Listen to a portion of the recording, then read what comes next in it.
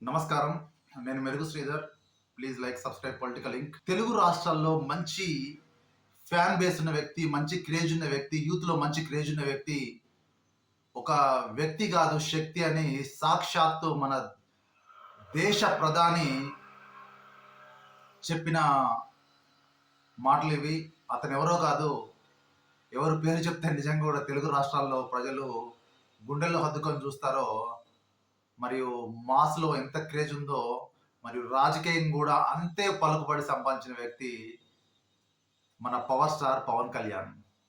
అంటే ఇది కేవలం సినిమా పరిశ్రమకో, లేకుంటే ఇంకొక పరిశ్రమకో, రాజకీయాలకో కాదు. సౌత్ నుంచి కూడా బీజేపీ పవన్ పవన్ కళ్యాణ్‌ను ఒక హిందుత్వ ఐకాన్‌గా నిలబెట్టబోతుంది. ఎందుకంటే మనం ఈ మధ్యలో చూసినట్టయితే పవన్ కళ్యాణ్ వేష భాషలన్నీ కూడా దాదాపుగా అంటే సన్యాసి అవతారం ఉండకపోయినా, కాషాయం ఉండకపోయినా కొంచెం దైవభక్తి ఎక్కువ పవన్ కళ్యాణ్‌కు నిజంగా. ఎందుకంటే ఆయన ఎప్పుడు కూడా కొండగట్టు వెళ్తా ఉంటాడు. తర్వాత చాలా వేములవాడ వెళ్తా ఉంటాడు. చాలా దైవభక్తిగా ఉంటాడు అని మనకు చాలామంది చెప్తా ఉంటారు. ఇంకొకటేంటంటే యువరాజ్యం ఎప్పుడైతే ప్రజారాజ్యంలో పవన్‌కు మంచి క్రేజ్ ఉండేది. నిజంగా కూడా ప్రజారాజ్యం ఈరోజు చిరంజీవి క్లోజ్ చేయకపోతుండే ఈరోజు అధికారంలో తప్పకుండా ఉండేది.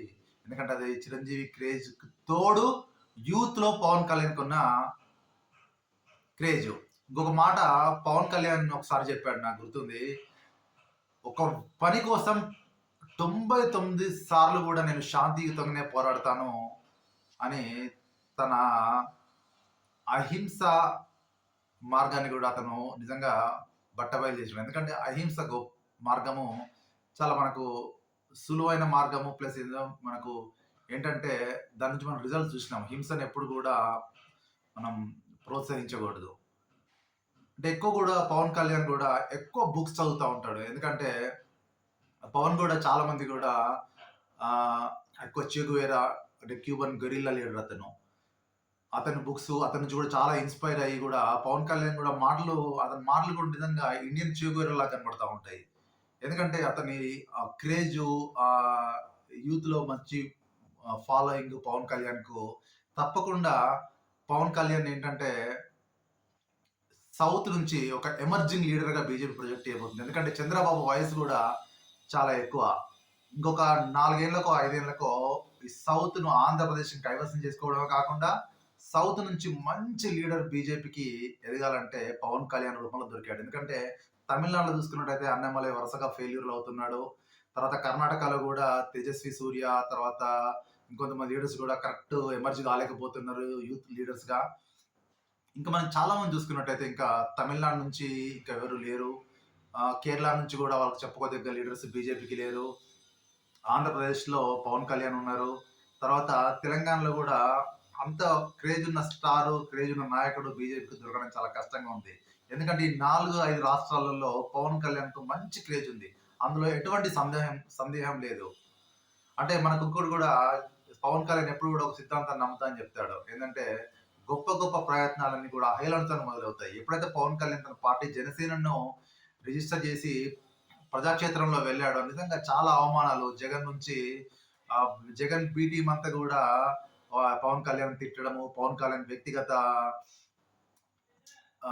జీవితం పైన ఆరోపణలు చేయడము, ఈ సాక్షాత్తు అప్పటి ముఖ్యమంత్రి జగన్ కూడా ఆరోపణలు చేయడము. కానీ అయినా గాని పవన్ మొక్కవోని పట్టుదలతో ప్రజారాజ్యాన్ని 100% సీట్స్ గెలవసాగాడు ఈరోజు. నిజంగా కూడా ఇది ఒకనాటి శ్రమ కాదు. దగ్గర దగ్గర 10 ఏళ్ల శ్రమ. ఎందుకంటే పవన్ కూడా 2 చోట్ల ఓడిపోయాడు లాస్ట్ టైము. తర్వాత ఆళ్ళకి స్కీము డిపాజిట్లు పోయాయి. తర్వాత పార్టీ సింబల్ కూడా ఆల్‌మోస్ట్ కనుమరుగయ్యే పరిస్థితి ఏర్పడ్డది. కానీ ఎప్పుడైతే చంద్రబాబుని అరెస్ట్ చేసిన తర్వాత పవన్ ఒక కూటమిగా ఏర్పడి అక్కడ ఏంటంటే బీజేపీని, టీడీపీని మరియు జనసేనను కూడా అధికారంలో రావడానికి ముఖ్య పాత్ర పవన్ కళ్యాణ్ పోషించాడు. ఇంకొకటి మనకు నార్త్‌లో చూసుకుంటే బీజేపీకి చాలా మంది కూడా హిందుత్వ ఐకాన్స్ ఉన్నారు. ఇప్పుడు బాబా భోలక్‌నాథ్ అయితేంది, యోగి ఆదిత్యనాథ్ అయితేంటి, ఇంకా చాలా మంది ఉమాభారతి, తర్వాత ప్రజ్ఞా సింగ్ ఠాకూర్. కానీ సౌత్ నుంచి ఇలాంటి హిందుత్వ స్టార్ మనకు పవన్ కళ్యాణ్ రూపంలో బీజేపీ వెతికింది ఆల్రెడీ. ఎందుకంటే ఎప్పుడు కూడా మోడీ కూడా చాలా సార్లు కూడా పవన్ ఒక వ్యక్తి కాదు శక్తి అని చాలా మీటింగ్స్ లో చెప్పాడు. అంటే దీన్ని బట్టి పవన్ కి ఎంత ఇంపార్టెన్స్ మోడీ అండ్ అమిత్ షా ఇస్తున్నాడో మనకు అర్థమవుతుంది. దీన్ని బట్టి చూస్తుంటే త్వరలోనే పవన్ కూడా కేంద్ర రాజకీయాల్లో కూడా మంచి కీలక పాత్ర పోషించడము ఖాయంగా కనిపిస్తుంది. అందులో ఎటువంటి సందేహం లేదు. ఈ అవకాశాన్ని కూడా పవన్ ఖచ్చితంగా ఈ సౌత్ నుంచి ఒక ఎమర్జింగ్ లీడర్‌లా ఎదుగుతాడని మనం ఆశిద్దాము.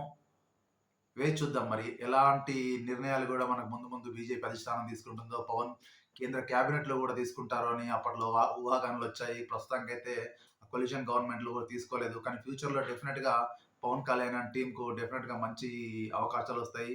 మంచి ఎమర్జింగ్ లీడర్‌గా గూడా పవన్ కళ్యాణ్‌ను బీజేపీ చూస్తుంది. ఎందుకంటే బీజేపీ గూడా కొంచెం వీక్ అవుతూ వస్తుంది.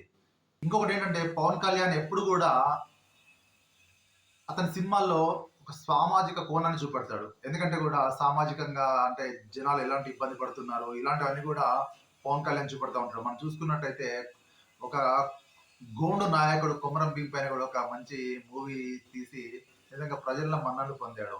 అక్కడ ఎందుకంటే ఒక గోండు నాయకుడు 'కొమరం భీమ్' చరిత్ర ఆధారంగా తీసినాడు. మరి 'జల్సా' సినిమాలో చూసుకున్నట్టు కూడా అయితే ఒక నక్సల్ లీడర్‌గా తన పాత్రను పోషించాడు. ఎందుకు అసలు నక్సలిజం ఎందుకు? ఎందుకు ఈ బేస్ వస్తుంది? ఎందుకు నక్సల్‌గా మారుతున్నారు ప్రజలు గూడా? తర్వాత ఎన్నో సినిమాలు గూడా యాంటీ ర్యాగింగ్‌కి వ్యతిరేకంగా 'గుడుంబ శంకర్‌లో' గాని ఇలా చాలా పాత్రలు గూడా పవన్ చెప్పకనే చెప్పి ప్రజలకు గూడా ఇలాంటి వాటికి మనం వ్యతిరేకంగా పోరాడాలి. ర్యాగింగ్‌కు తర్వాత మనము అవినీతికి వ్యతిరేకంగా పోరాడాలని ఎన్నో సినిమాల్లో గూడా తన సామాజిక కోణాన్ని గూడా పవన్ బయటపెట్టాడు. అది నిజంగా అతని గొప్ప దార్శనికతకు నిదర్శనం. Please like, subscribe political